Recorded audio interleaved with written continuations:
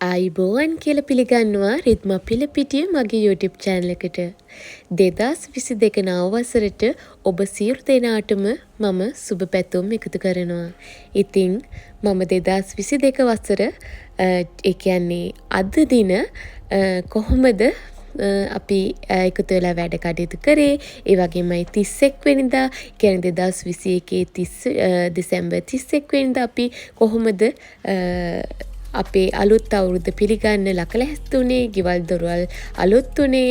ඉතින් මේ හැම දෙයක්ම ඔයාලත් එක්ක බෙදා හදා ගන්න අද සූදානම්. ඉතින් මම කැවිලි ගන්නවා හොඳ හිත මහරගම හොඳ හිත ආයතනයේට. ඉතින් මෙයාලගේ ශාඛාවන් කීපයක්ම තියෙනවා. අපි බය නැතුව මේ කිරි එතකොට රස කැවිලි ගන්නෙ මෙන්න මෙතනින්. ඉතින් මෙතන රස කැවිලි උනත් 100% පිරිසිදුයි රසයි. ඉතින් බය නැතුව පොඩි දරුවන්ට උනත් දෙන්න පුළුවන්. විශේෂයෙන්ම අපේ අම්මා ඒ වගේම චූටි පුතා වෙනුවෙන් අපි කෑම්බීම ගොඩක් සැලකිලිමත් වෙනවා එළියෙන් ගන්නකොට උනත්. ඉතින් ඒ දෙන්නම පොඩි දරුවෝ වගේ. ඉතින් අපි හොඳට පරිස්සම් කරගන්න ඕනේ. ඉතින් අපේ සෞඛ්‍ය තත්ත්වය ගැනත් අපි හොඳින් හිතන්න ඕන කාලයක් මේක.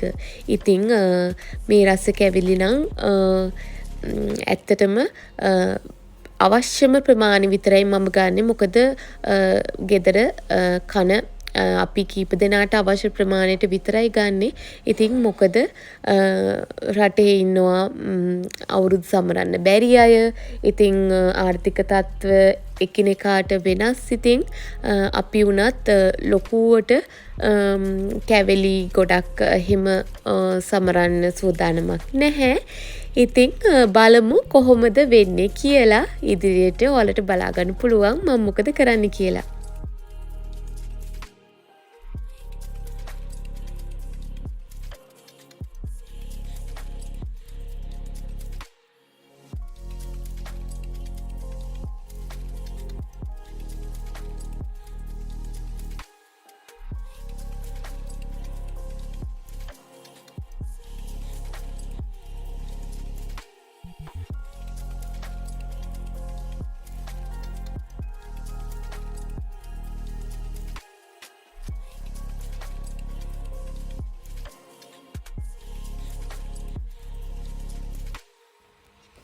මම මෙතනින් කිරි හට්ටියකුත් ගන්නවා. මොකද හොඳ හිත මේ කිරි හරි ප්‍රසිද්ධයි. හරිම රසයි. ඒ වගේමයි නැවුම්. ඉතින් මෙතනට આવොත් කිරි හට්ටියක් අරන් යන්න නැත්තම් වැඩකුත් නැහැ.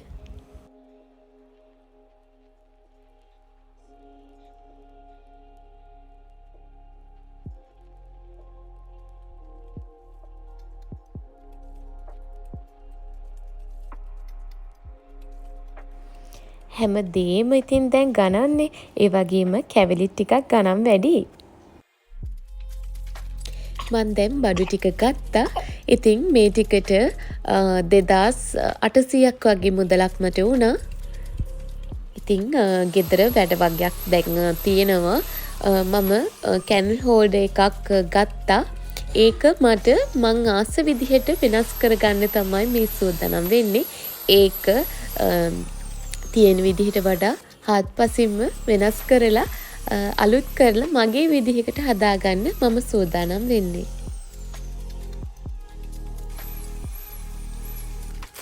දැන් මම අවශ්‍ය තැන් වලට පොඩි හිල් ටිකක් එකතු කරගත්තා. ඉතින් මම ක්‍රිස්ටල් ටිකක් ගෙනාවා.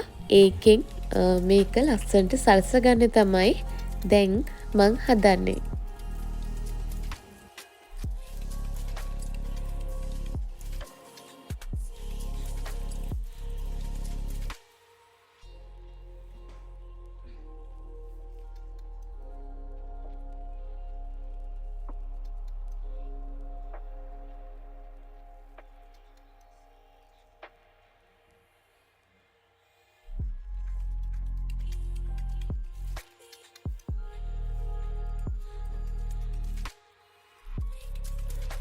ඉතින් අවුරුදු සමරනකොට මතක් කරන්න ඕනේ ඔයාලා රතින් යහිම දානවා නම් ගොඩක් සත්තුන්ට ඒක ගොඩක් හිරිහැරයක් සහ හදවත් රෝගීන් ඉන්නවා, චූටි දරුවෝ ඉන්නවා.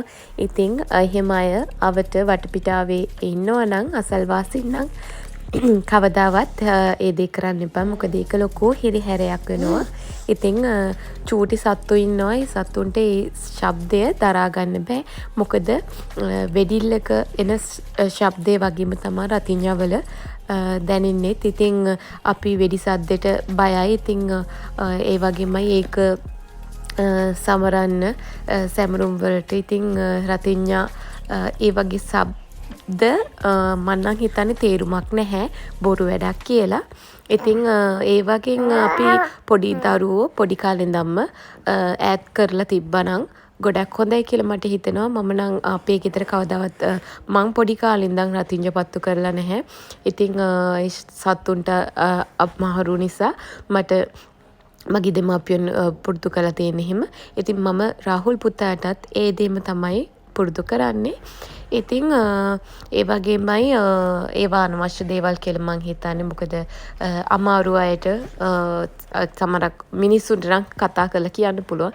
නමුත් සත්තු කොහොමද කතා කරලා කියන්නේ. ඉතින් ඒ නිසා ඒ ගැනත් මම මතක් කරනවා.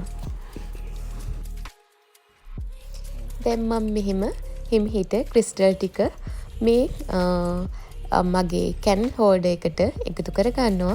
ඉතින් මේක ගන්නකොට මේ මොකුත්ම නැතුව තිබුණේ. මට අදහසක් ආවා නෑ මම මේකට ක්‍රිස්ටල් ටිකක් එකතු කරලා තව එළියක් ආලෝකයක් මේකට ලබා දෙන්න ඕනේ කියලා. ඉතින් මම හැම දෙයකම ගොඩක් වෙලාට හිතනවා. ඉතින් කලාත්මක පැත්ත ගැන ඉතින් සමහරක් දේවල් වෙනස් කරනවා මට ආස විදිහට. ඉතින් එහෙම තමයි මේ ගෙදර ගොඩාක් බඩු ගොඩාක් දේවල් තියෙන්නේ. ඉතින් මටම ආවේනික වෙච්ච විදිහට සමහරක් දේවල් තියෙනවා. ඉතින් මම දෙයක් මිලදී ගන්නවා නම් එතනට කියනවා මගේ අදහස.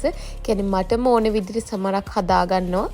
ඉතින් ඒ වගේ මම ගොඩක් ආසයි ඉන්න වටපිටාව ලස්සනට තියාගන්න පිරිසිදුවට පිළිවෙලට.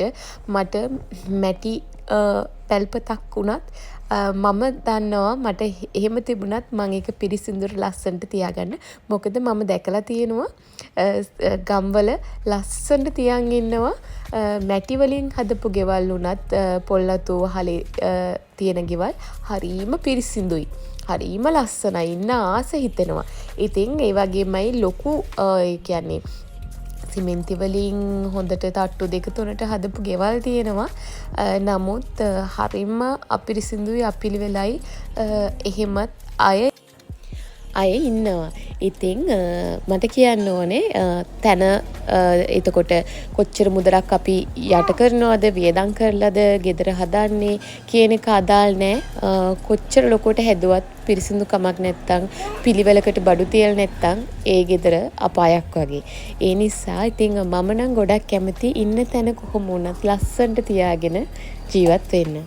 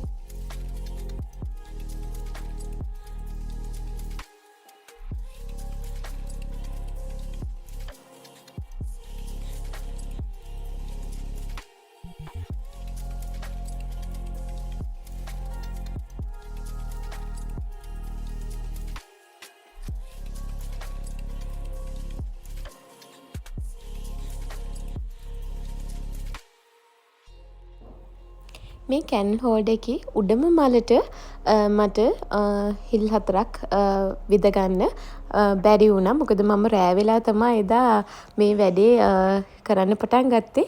ඉතින් මෙතන තව උඩින් මල් රේණු කියන්නේ පෙති 4ට තව ක්‍රිස්ටල් එන්න තියෙනවා.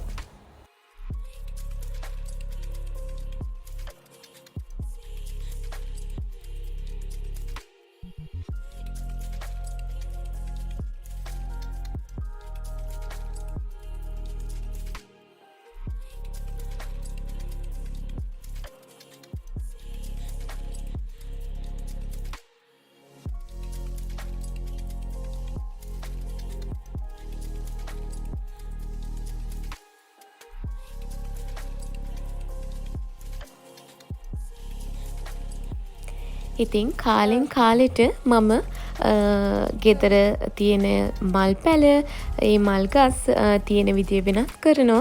ඉතින් ඒකාකාරී විදිහට හැමදාම එකම විදිහට දකින්න මම කැමති නෑ. ඉතින් 2022 නව වසර පිළිගන්න අපේ ගෙදරත් මම මේ විදිහට සූදානම් කරනවා. බලමු මෙතන හදලා ඉවරුනහම කොහොම තියෙයිද කියලා.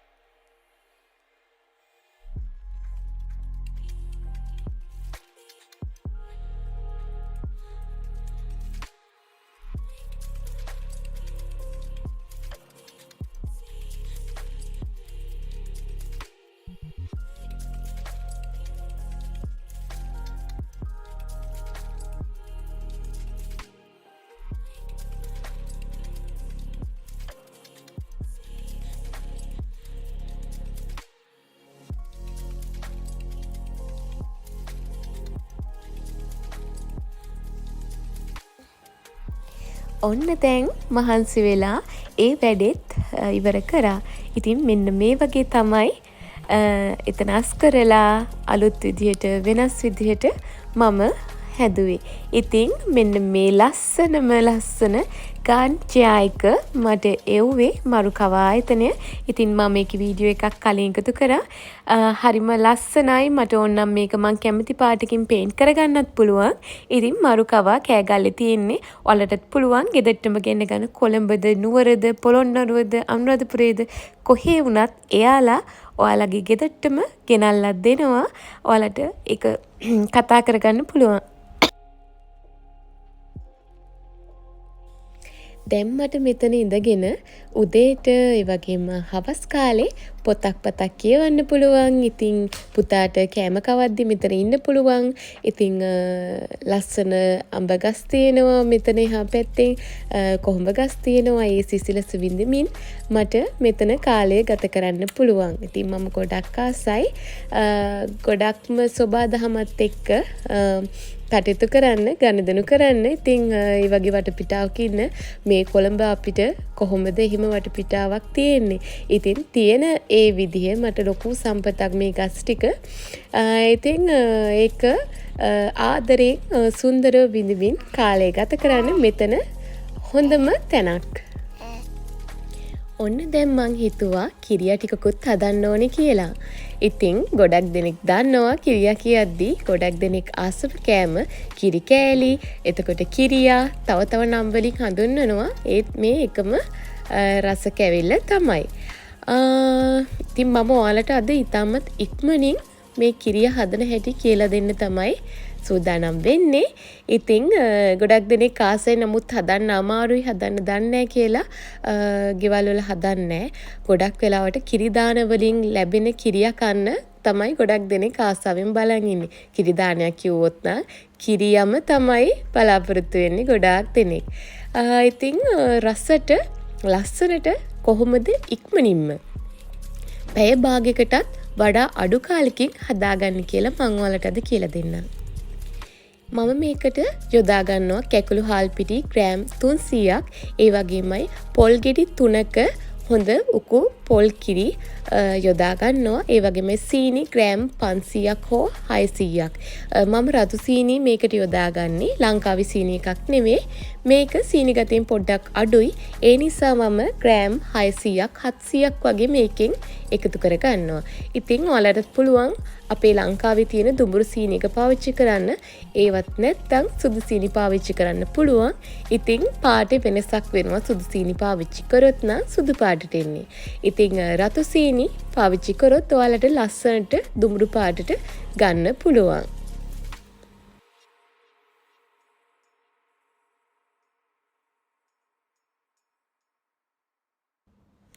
දැන් මේ ටික හොඳට කලවම් කරලා ඉවර වුණාට පස්සේ තමයි ලිප ඔන් කරන්න ඕනේ. එතකන් ලිප ඔන් කරන්නේ නැහැ අපි. මේකට ලුණු ස්වල්පෙකුත් එකතු කරගන්න ඕනේ. මේ ප්‍රමාණයට ලුණු තේ හැන්දි එකහමාරක් වගේ එකතු කරගත්තොත් හොඳටම ඇති.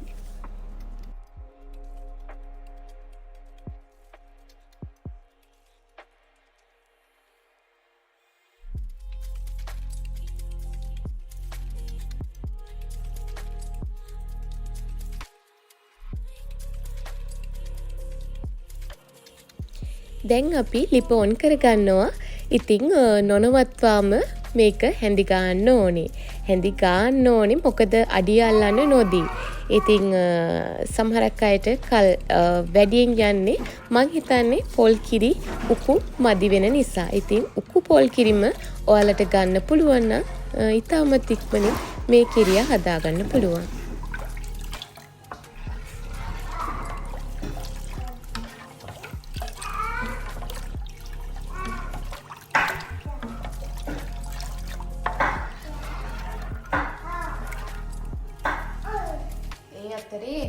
අපේ කජු ටික කැපෙනවා.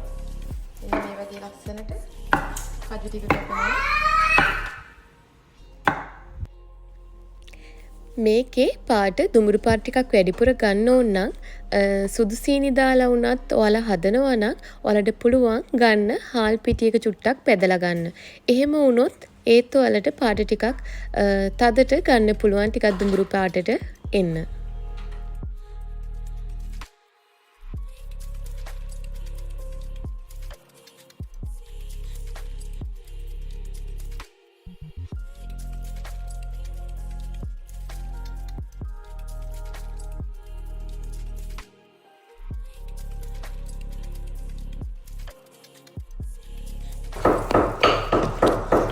දැන් මෙන්න මේ වගේ ටිකක් උකු වෙලා එනවා ඔයාලට පේනවා ඇති.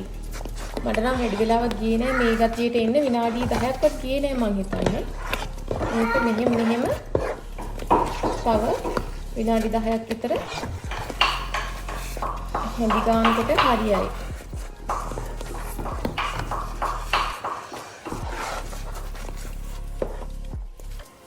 දැන් අපි එනසාල් එකතු කරනවා.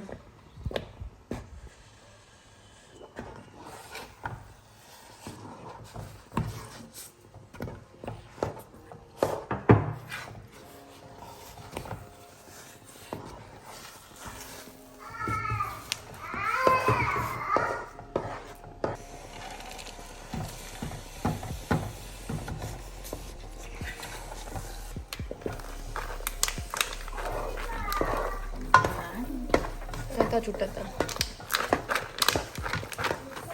ඇති.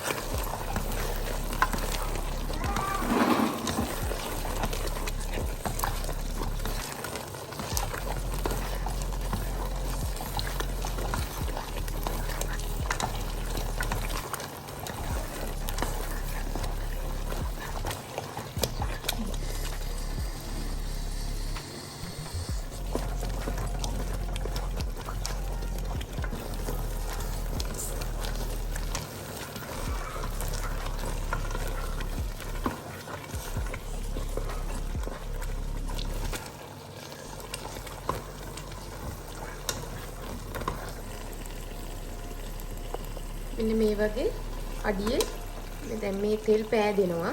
මේ පෑදෙන තෙල් ටික අපි එකතු කරලා ගන්න ඕනේ.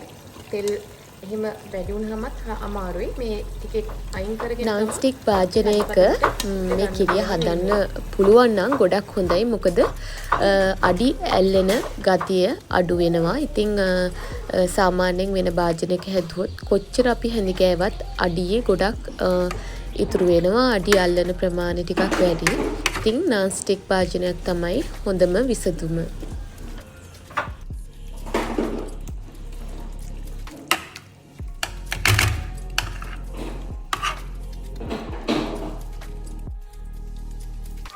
ඉතින් මම මේ පාවිච්චි කරන භාජන එතකොට මම පාවිච්චි කරන පිඟාන් හිම මට එවන්නේ අපේ අම්මා. ඉතින් අම්මා ලංකාවේ නෙවෙයි ඉන්නේ.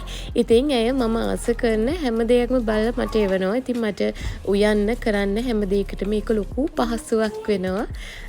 ඉතින් මොන හරි තියනවා නම් අලුත් දේවල් හැම දෙයක්ම ඇය මට එවනවා.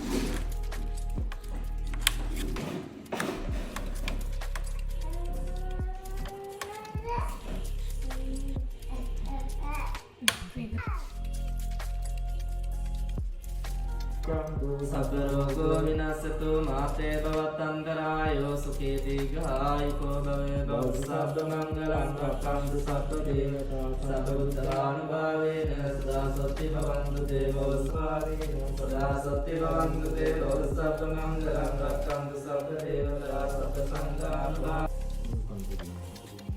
2022 නව වසර ලබන්න ඔන්න මෙන්න කියලා හෝරාවන් කිහිපයක් තියෙද්දි අපි අපේ දිවසේ මේ වගේ ධර්ම දේශනාවකුත් පැවැත්වුවා ස්වාමින් වහන්සේලා දෙනමක් වඩම්මලා.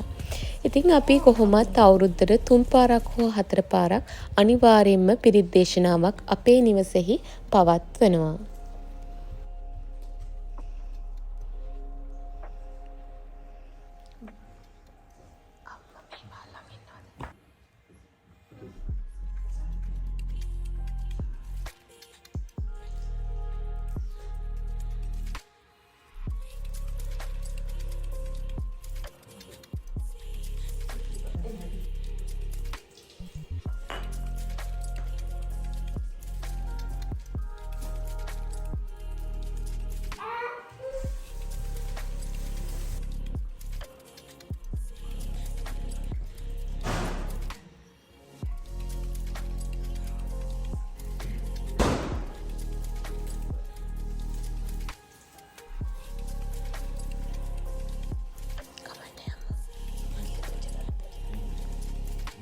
Kamu puja kan?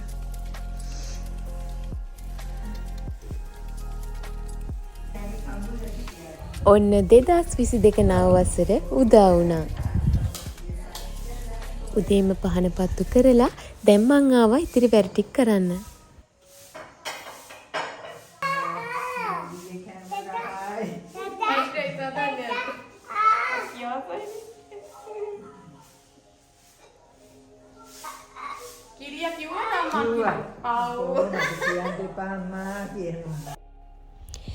මම දැන් අපේ කැවිලි මේසේ හදනවා. මම හදපු කිරි කෑලිත් එකතු කරගෙන ඉතින් කොකිස් ආස්මි හැම දෙයක්ම ලස්සනට මෙන්න මේ වගේ එකතු කරනවා. ඉතින් ආසම දේ තමයි කැවිලි මේසි කියන්නේ ඕනම කෙනෙක්. ඉතින් මම පොඩි කාලේ ඉඳන් හරි ආසයි කැවිලි මේසේ ලස්සනට සකස් කරන්න.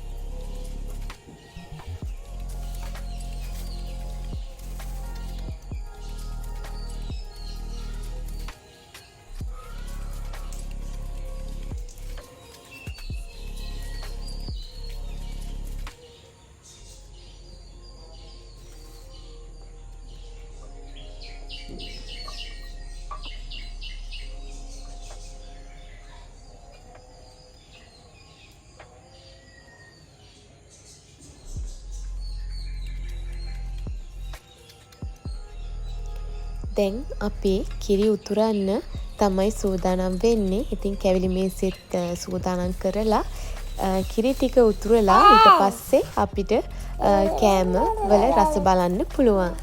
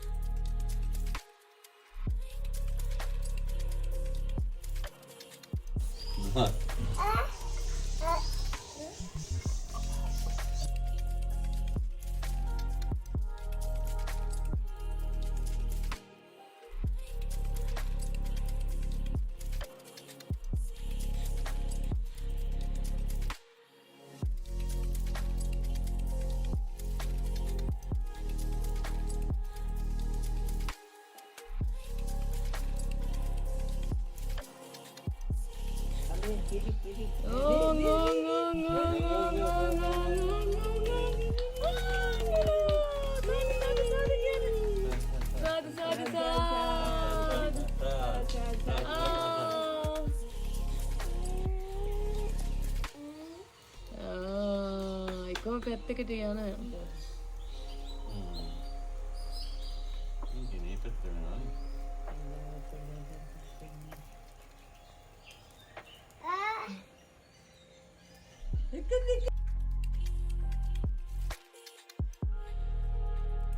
Cascão.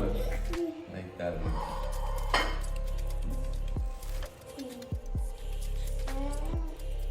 Tá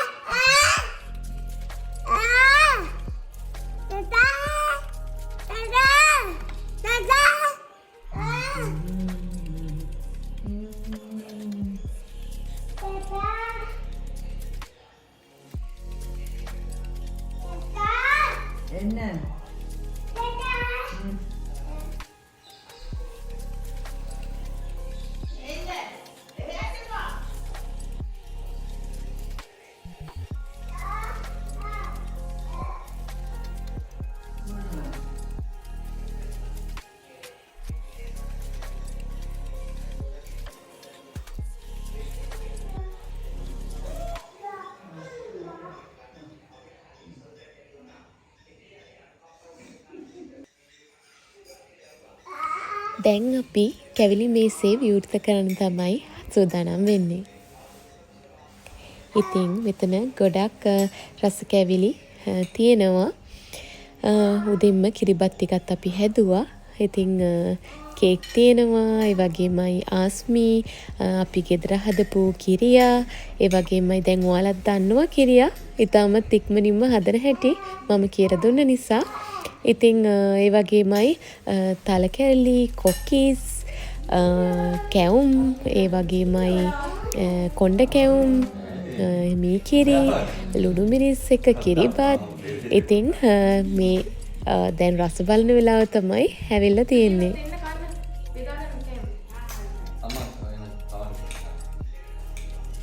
Bedain, bedain.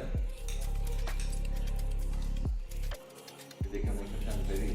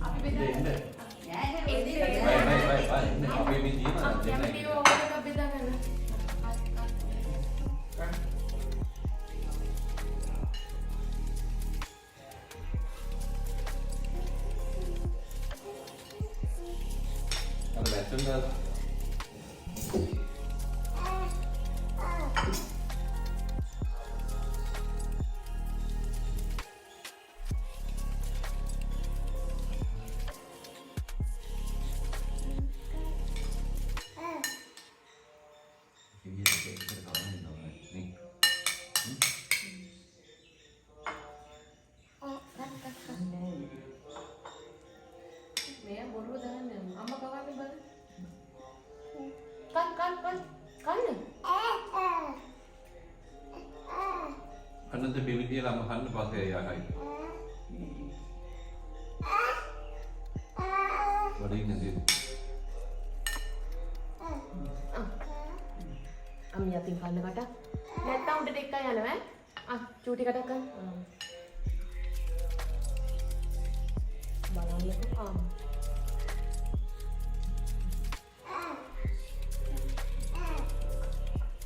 Ya me pasti kan yang makan.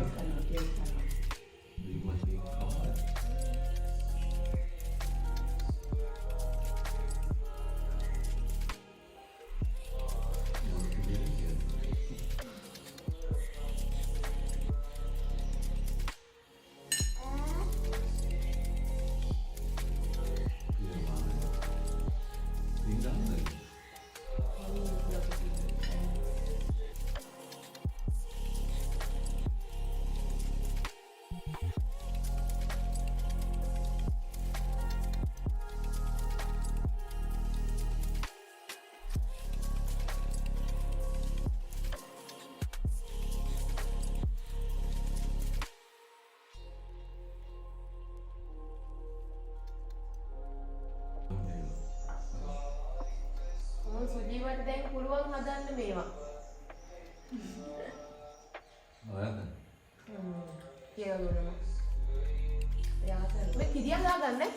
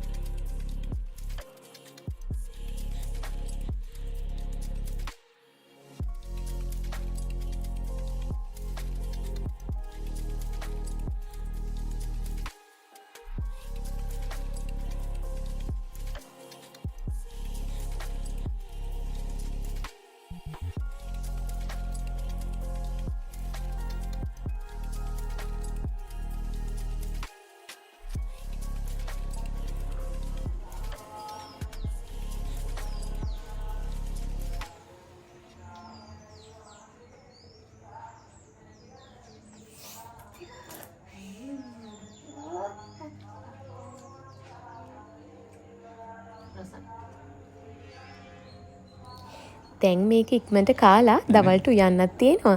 ඉතින් අලුත් අවුරුද්දේ අපේ ගෙදර අයට විශේෂයෙන්ම අම්මට දරුපැටියට රසට බත් කටක් උයලා දෙන්න ඕනේ. ඉතින් මගේ රිද්ම පිලපිටි YouTube channel එකට ඔයාලා කැමති නම් ඔයාලට පුළුවන් මගේ channel එක subscribe කරන්න. ගිහින් එන්නම්.